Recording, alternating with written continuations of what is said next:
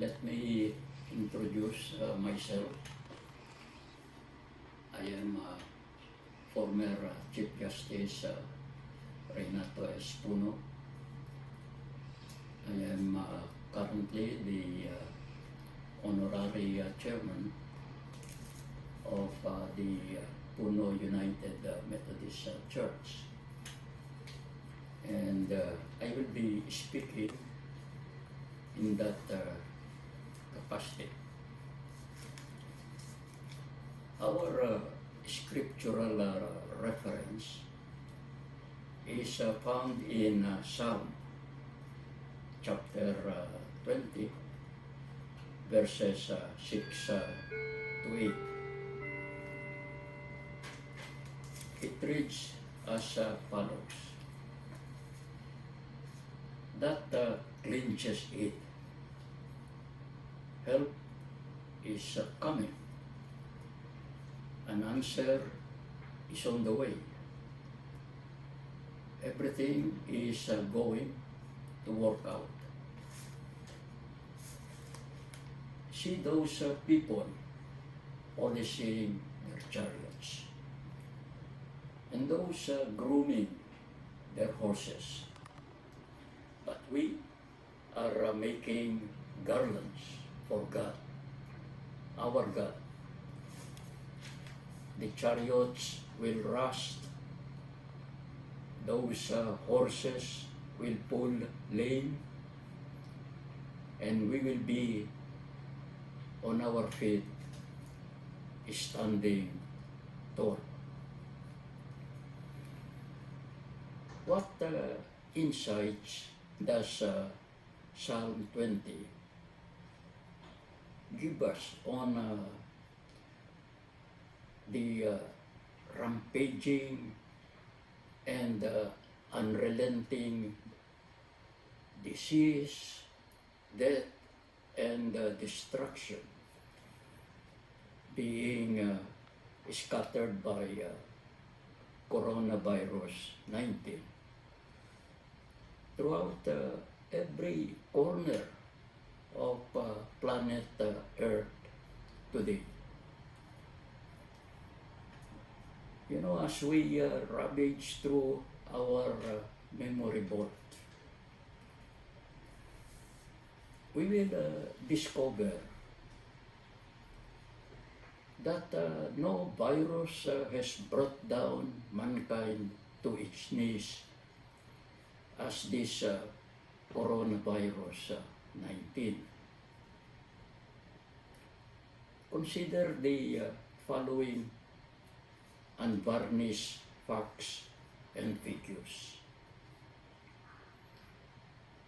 With lightning speed, the virus has traveled the globe from China to Europe, to the Middle East, the United States, and the Asia Pacific.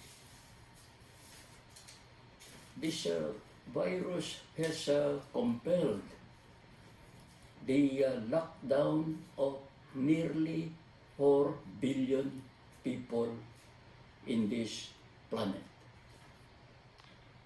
From east to west, from north to south, it has caused the death of men and women without regard to the color of their skin, and irrespective of their status as prince or pauper. This virus has shut down the doors of Christian churches. It has closed Hindu and Buddhist temples, as well as the sanctum sanctorum of quasi-religions. This virus has prevented the holding of the Tokyo Olympic Games, which only a world war has done in the past. this virus has also stopped glittering gatherings where celebrated artists from the cinema and from the stage could perform as idols of the people. And this virus has devastated the economy of the world, regardless whether it is a capitalist economy or a communist economy. All the world's scientists have used their collective interests, the intellect together. But to date, they have not come out with the correct antidote for this virus. And so, some which observe that the only viable business today is that of funeral parlors, and that the only persons continuously assured of employment are the embalmers and the grave diggers. And so from the valleys, from the mountaintops, we hear a cacophony of voices, all saying, "Do not fear." For many, this is an advice that will hardly have a calming effect. Because the fear of the coronavirus is the fear of the unknown. Its cause is unknown, and its cure is also unknown. And this fear of the unknown is, on the other hand, aggravated by the fear of what is known. That this coronavirus kills, and we know that death is not welcome, for many are unprepared to die. But to Christians, the counsel, "Do not fear," is not a meaningless concept. For throughout the scriptures, this counsel, "Do not fear," has been iterated and reiterated by the Lord, by His prophets, and by His disciples. Christians, by and large, are not afraid of the unknown. For the unknown is known to Christians. Christians know the past from the story of creation narrated in Genesis. Christians understand the present, its trials and tribulations, for all these have been prophesied by the prophets in the Old Testament and by the disciples and the apostles of the Lord in the New Testament. And Christians also know what will happen in the future. John the Beloved has divulged on its details, the details of the future in the book of Revelation in the New Testament. The unknown, therefore, does not exist in the vocabulary of Christians. Because from the Holy Scriptures, Christians know the past, they know the present, and they know the future of man. Fearlessness is a distinguishing mark of Christians. It defines their fighting faith, the kind of faith that will be victorious when time shall be no more. In truth, if you come to think of it,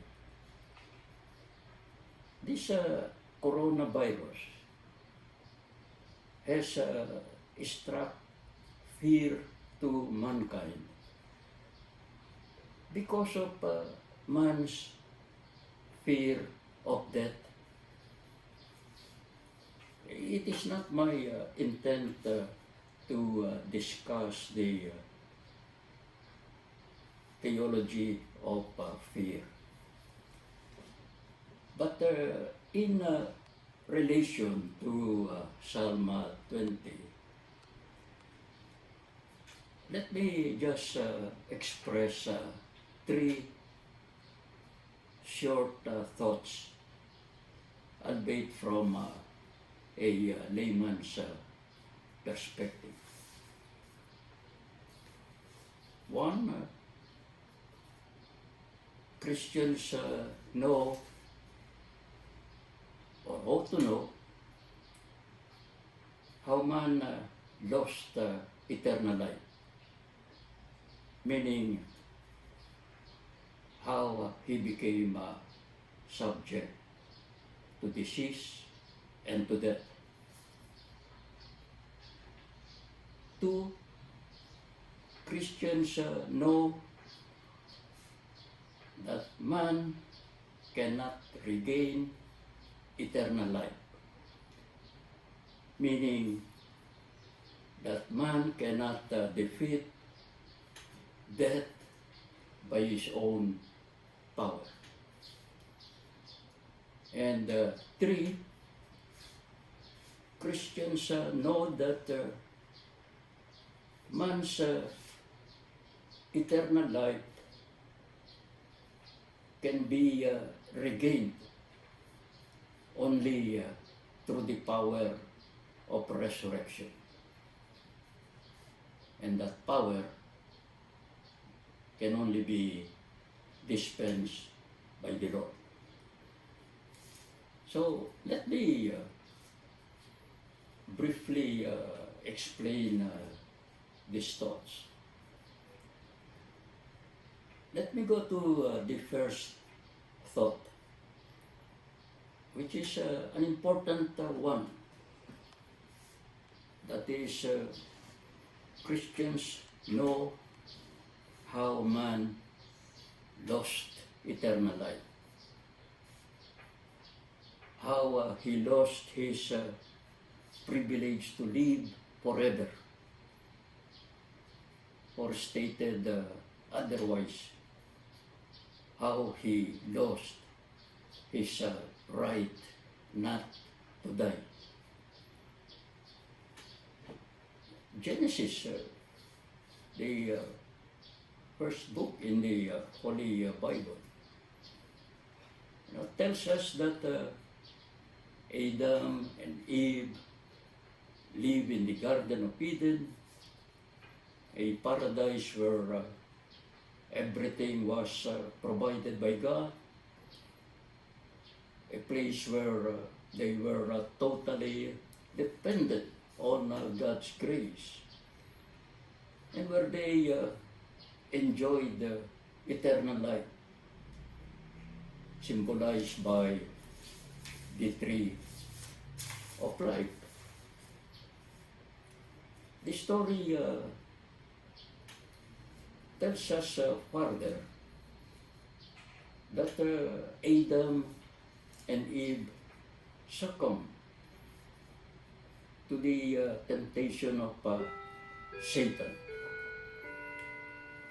They disobeyed the Lord's command not to partake of the fruit of the tree of knowledge, which would impart to them the notion of right and wrong, which will enable them to decide what is right or wrong, depending on their own judgment, and no longer dependent on God's judgment.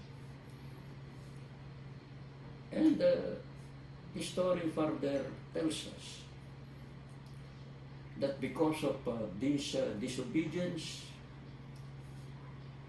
because of their desire to be gods, because of their decision to rely on themselves, they were expelled from the Garden of Eden.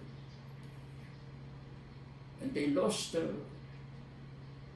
lot of things. And one of them is the right to live forever. And with the loss of life eternal, man since then has to deal with the threat of disease, the danger of death every day of their lives. The second more important thought imparted to us by Psalm 20 is that Christians know the frustration and the futility of man's efforts to fight disease and to overcome death by relying on man's own knowledge and wisdom, or in other words, by relying on his own self. Now, the tragedy of this fear of disease and this fear of death is that man put the protection of himself or his self-preservation as his highest value. And man necessarily has to govern himself on the basis of selfishness. He ruled himself by the perpendicular pronoun I,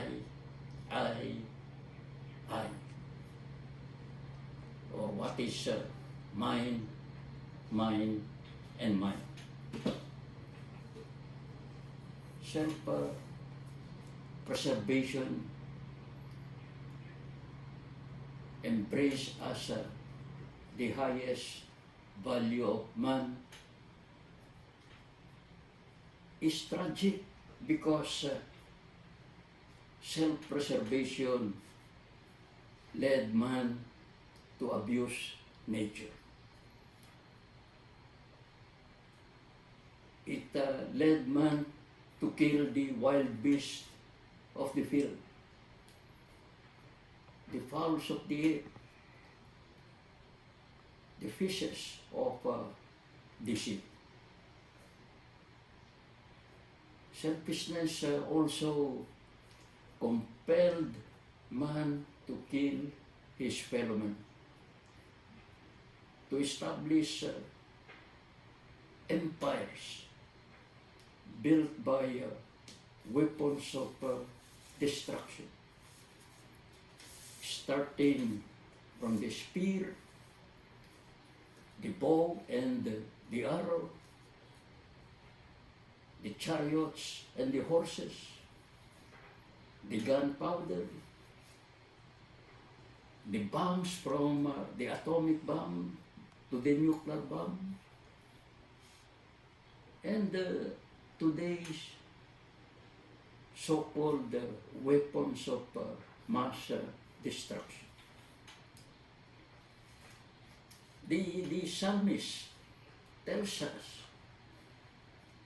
that these tribes, these kingdoms, these empires established by man using chariots and horses may last,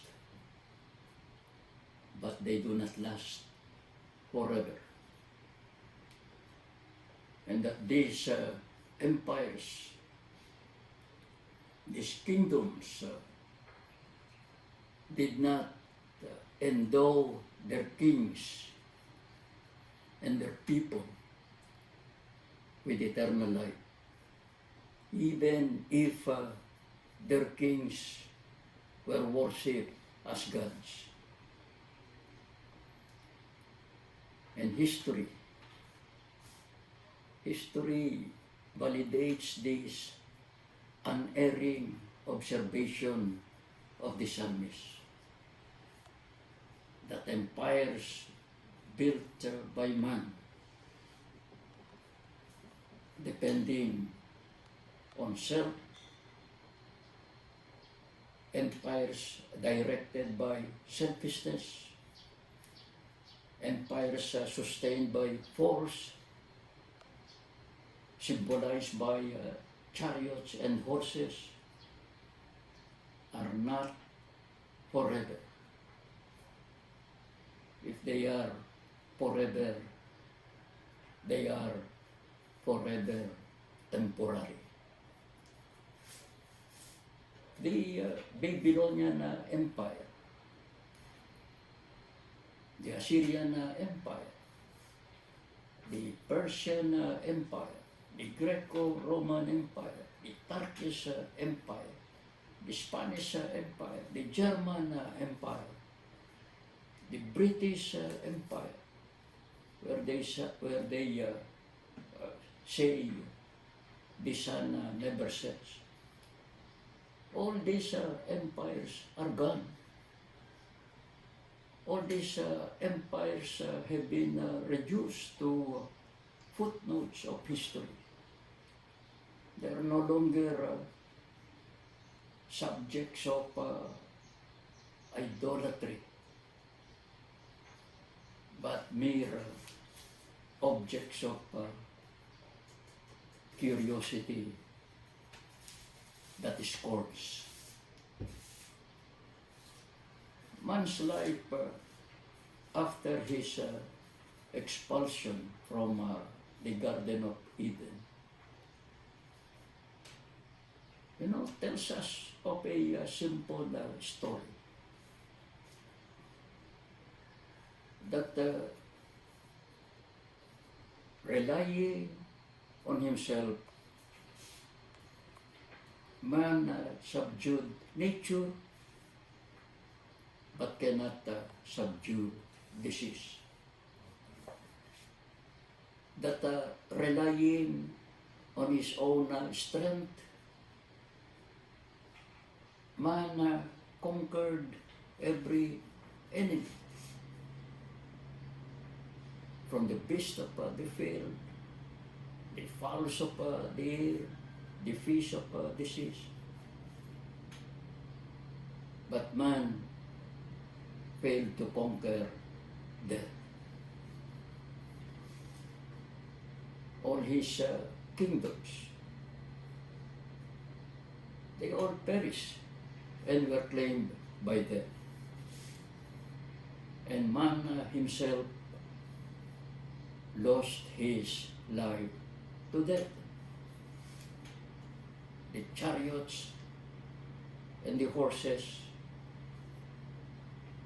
did not give man the power over the grave. Man's knowledge did not endow him the wisdom how to rise from the grave. Man worship idols. Man worship numerous gods, but no idols, no gods gave him the power of resurrection, the power to regain eternal life, the power to live forever. And this brings me to the last and most important thought imparted by Psalm 20 verses 6 to 8. And that is, there is only one kingdom that will last. And that is the kingdom of the one true God. A God who is omnipotent, meaning the source of all power.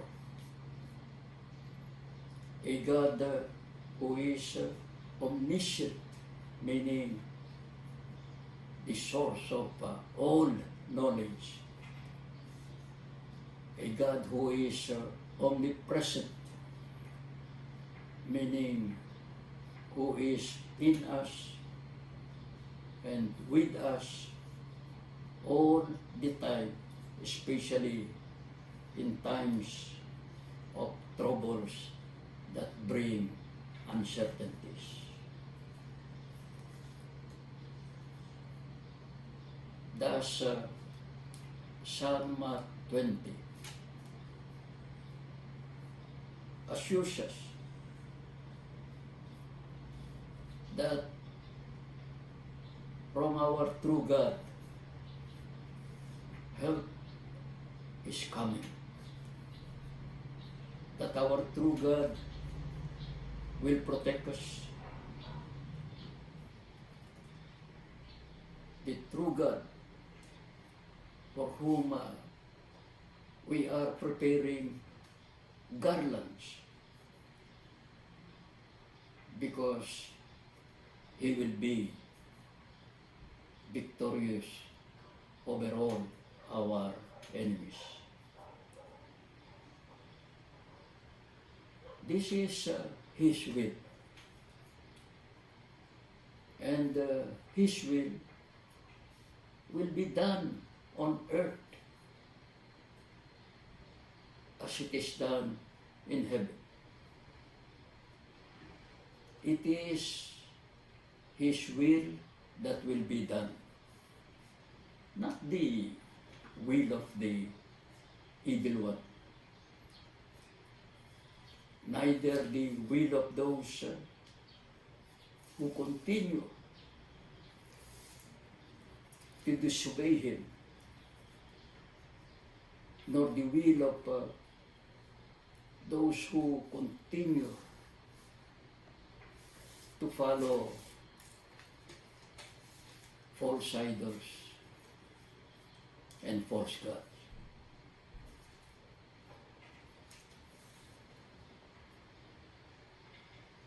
our God says, do not fear. And given Psalm 20, verses 6 to 8. Let us not fear this coronavirus. If this virus is the result of man's abuse of his environment, if this virus is the revenge of nature over man's unfaithful stewardship of his environment, let us as Christians remember that God controls even the wrath, the anger of nature. Did He not command the waves and the wind to save Peter and some of His disciples? Did He not use the earthquake to free Paul from prison? Or on the other hand, if this virus has been invented by man or by the evil one to spread the terror of disease, again, let us not be fearful. Let us remember that our God is the healer of all diseases, including the incurable diseases beyond the capability of man to cure. Or if this virus is being created by man or the evil one to spread death, again, the Lord says, do not fear. And let us remember that our God has the power of resurrection, the power to raise man from the grave, the power to give eternal life. And God has assured His faithful followers life eternal, the life given to Adam and Eve when they were in the Garden of Eden, when they were fully obedient and fully dependent on God. The life that they lost when they disobeyed the will of God, when they persisted in sinning. There is only one fear that we should entertain, and that is the fear of God. So let me conclude with the promise given by God on Isaiah chapter 46 verses 3 to 4. And I quote God's promise to all of us. Listen to me, the Lord. Since the day you were born, I have carried you along. I will be the same when you are old and gray, and I will take care of you. I created you. I will carry you and always keep you safe. All glory to God. Thank you. Maraming salamat.